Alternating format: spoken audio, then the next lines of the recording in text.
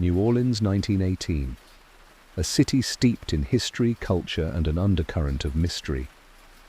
The vibrant streets of the French Quarter bustled with life, the aroma of Creole cuisine wafting through the air, and the sounds of jazz music echoing through the alleyways.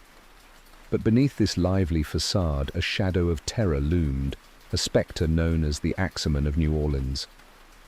The terror began on the night of May 23, 1918.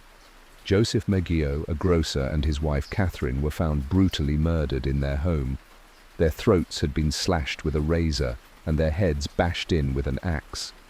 The weapon, a blood-stained axe, was left at the scene, along with a message written in chalk on the sidewalk nearby.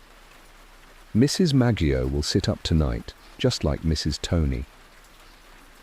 The city was paralyzed with fear. Who was this ruthless killer? Why did he leave such cryptic messages? The police had no answers, and the community was gripped by panic. Over the next year, the Axeman's reign of terror continued.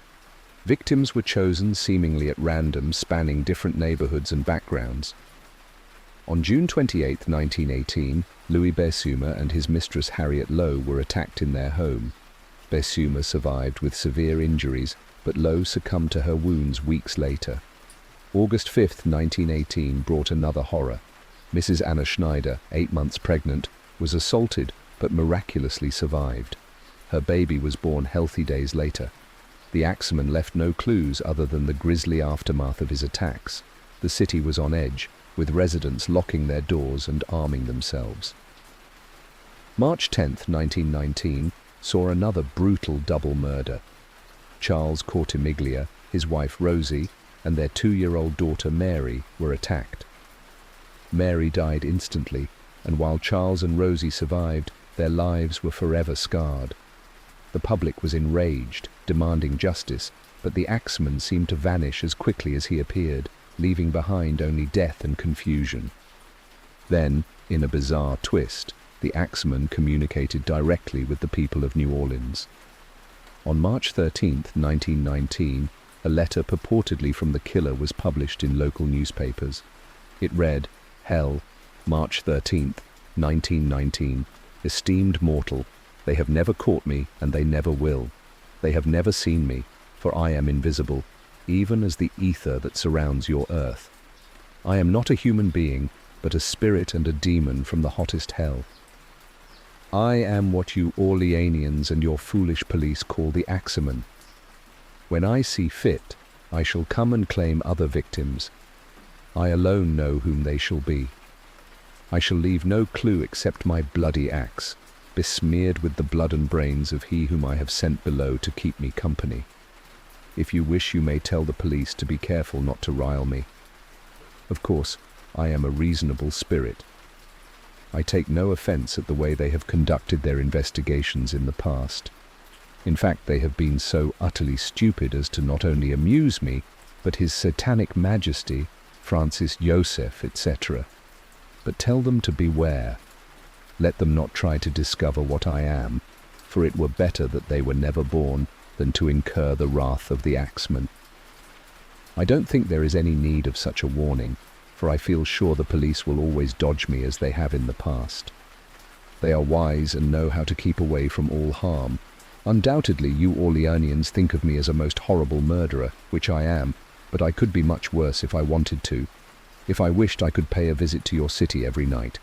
At will, I could slay thousands of your best citizens, for I am in close relationship with the Angel of Death. Now, to be exact, at 12:15 earthly time, on next Tuesday night, I am going to pass over New Orleans. In my infinite mercy, I am going to make a little proposition to you people. Here it is. I am very fond of jazz music, and I swear by all the devils in the nether regions that every person shall be spared in whose home a jazz band is in full swing at the time I have just mentioned. If everyone has a jazz band going, well then, so much the better for you people.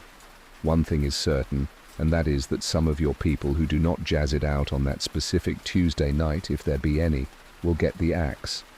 Well, as I am cold and crave the warmth of my native Tartarus, and it is about time I leave your earthly home, I will cease my discourse, hoping that thou wilt publish this that it may go well with thee. I have been, am, and will be the worst spirit that ever existed, either in fact or realm of fancy. Panic ensued, but the letter's demands were clear. On March 19, 1919, the city was alive with jazz.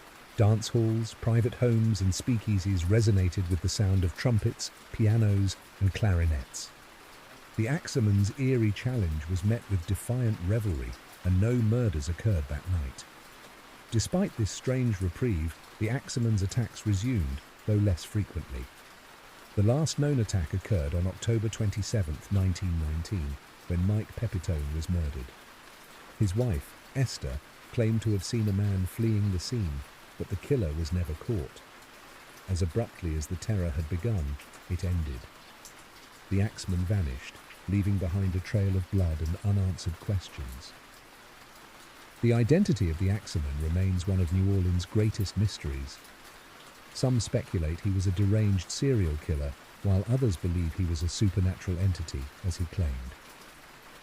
Even now, over a century later, the legend of the Axeman of New Orleans persists, a chilling reminder of a time when the streets of the Crescent City were stalked by a phantom wielding an axe.